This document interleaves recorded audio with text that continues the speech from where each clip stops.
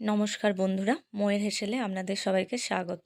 আজকের recipe vegetable chop, একদম নিরামিষ, সম্পূর্ণ পেঁয়াজ রসুন ছাড়া। আমি কিছু প্রথমে শুকনো কড়াইয়ে মশলা নেড়ে নেব। এখানে গোটা জিরে, গোটা ধনে, এলাচ, শুকনো লঙ্কা আর মৌরি নিয়েছি।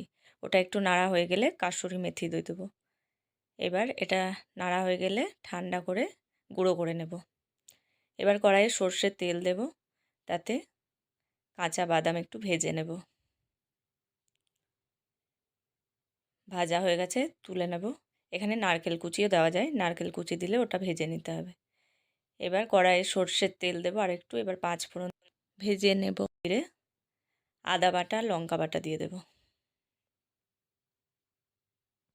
ওটা নেড়ে নেব। এবার আগে থেকে যে বিট আর গাজর সরু করে কেটে রেখেছি সেটা দিয়ে দেব। আপনারা চাইলে এখানে বিট আর গাজর গ্রেট করেও দিতে পারেন। এবার লবণ দেব, লবণটা মিশিয়ে নেব ভালো করে। এবার চাপা দিয়ে দেবো, সিদ্ধ হতে দেব। দেখুন অনেকটা নরম হয়ে এসছে। এবার চিনি দিয়ে দেব। চিনিটা আবার ভালো করে মিশিয়ে নেব। এবার যে মশলাটা আমি গুঁড়ো করে রেখেছিলাম সেটা দিয়ে দেব। মশলাটা ভালো করে মিশিয়ে নেব। এবার যে আলু সিদ্ধ করে মেখে রেখেছি সেটা দেব। আলুটা ভালো করে এখানে মিশিয়ে নিতে হবে। আলুটা যেরকমভাবে মেশাবেন, যতটা ভালো করে মেশানো হবে তত টেস্ট বাড়বে চপে। এবার 1 চামচ ঘি দিয়ে দেব। ঘিটা দিলে গন্ধটা খুব ভালো আসবে, টেস্টটাও খুব ভালো হবে। এবার যে বাদামটা ভেজে রেখেছিলাম সেটা মিশিয়ে দেব আর ধনেপাতা কুচি দিয়ে দেব। এবার সব শুদ্ধ ভালো করে মিশিয়ে নেব। এবার এটা পুরোটা ঠান্ডা হতে দেব। দেখুন ঠান্ডা হয়ে গেছে। এবার হাত দিয়ে একবার চটকে নেব। এবার লম্বা লম্বা শেপ দিয়ে এগুলো বানিয়ে নেব। একটা বানানো হয়ে গেছে।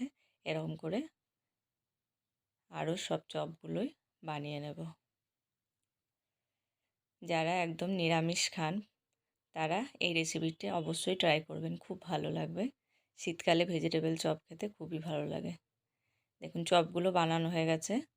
এবার একটা প্লেটে ব্রেড ক্রাম্বস নিয়েছি, ওতে একটু লবণ মেখে নেব। লবণটা দিয়ে পুরোটা মেখে নেব।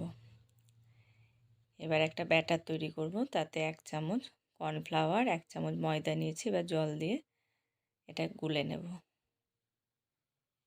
এটা আমি সম্পূর্ণ নিরামিষ করেছি, নইলে এখানে ডিমের গোলাও তৈরি করা যায়। এবার চপগুলো ভাজার জন্য সাদা তেল দিয়ে দেবো কড়াইয়ে। এবার চপটা যে গড়ে নিয়েছিলাম লম্বা আকারে, ওটা প্রথমে কর্নফ্লাওয়ারে ডুবিয়ে নেব। এবার বিস্কুট গুঁড়োতে মেখে নেব। ডবল কোট করব, তাই আর একবার ব্যাটারটাতে ডুবিয়ে নেব। এবার আর একবার কোট করে নেব। এরকমভাবেই চপগুলো তৈরি করে নিতে হবে। দেখুন সব তৈরি করা হয়ে গেছে। এরকমভাবে 1 সপ্তাহ রেখেও দেওয়া যায় এয়ারটাইট কৌটোতে ভরে। এবার সাদা তেলে মিডিয়াম ফ্লেমে ভেজে নেব।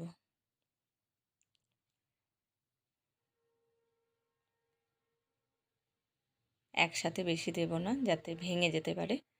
অল্প অল্প করে দিয়ে গোল্ডেন ব্রাউন কালার হয়ে গেলেই এগুলো তুলে নেব। এপিট ওপিট করে ভাজতে হবে। দেখুন কি সুন্দর কালার এসছে, খেতেও খুব সুস্বাদু হবে। ভেজিটেবল চপগুলো একদম তৈরি হয়ে গেছে। ভিডিওটি ভালো লাগলে লাইক করবেন, শেয়ার করবেন আর রেসিপিটি অবশ্যই ট্রাই করবেন এবং কমেন্ট করে জানাবেন কেমন লাগলো।